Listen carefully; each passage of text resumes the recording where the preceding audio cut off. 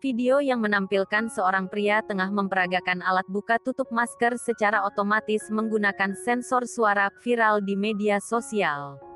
Adapun video itu dibagikan oleh pemilik akun Instagram @Megadi pada Senin tanggal 10 Mei tahun 2021 lalu.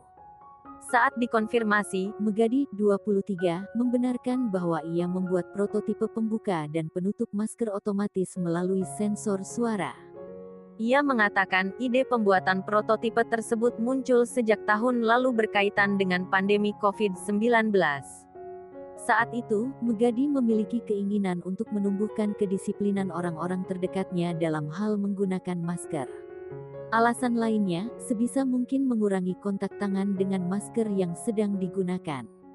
Dengan minimnya kontak tersebut, diharapkan mampu meminimalisir penularan COVID-19.